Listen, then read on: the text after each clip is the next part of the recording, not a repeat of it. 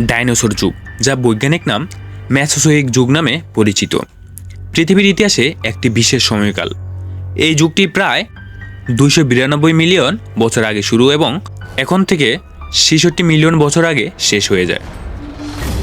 এই ডাইনোসর যুগকে 3টি ভাগে ভাগ করা হয়েছে: ট্রায়াসিক, জুরাসিক এবং ক্রিটেসিয়াস। এই সময়ের মধ্যে পৃথিবীতে ডাইনোসরদের আধিপত্য ছিল এবং তারাই ছিল পৃথিবীর শীর্ষ প্রাণী।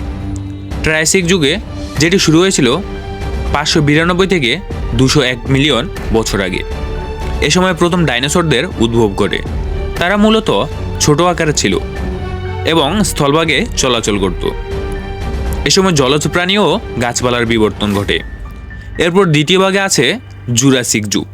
জুরাসিক যুগে ডাইনোসরদের বৃদ্ধি এবং বৈচিত্র্য অনেক বেড়ে যায়।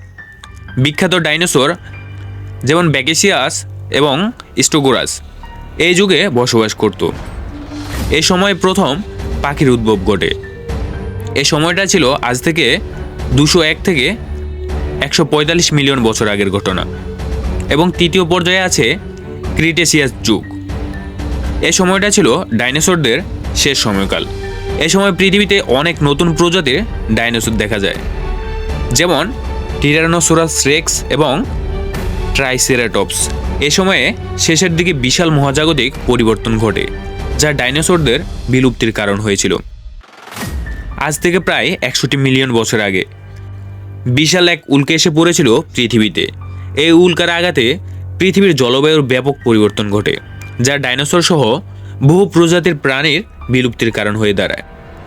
উল্কাপাতের ফলে সৃষ্টি ধূলিকণা এবং ধোঁয়া সূর্যের আলোকে বাধা দেয়, যার ফলে পৃথিবীর তাপমাত্রা উল্লেখযোগ্যভাবে কমে যায়। এ জলবায়ু পরিবর্তনের ফলে ডাইনোসররা ধীরে ধীরে মারা যায় এবং সমাপ্তি ঘটে ডাইনোসর যুগে।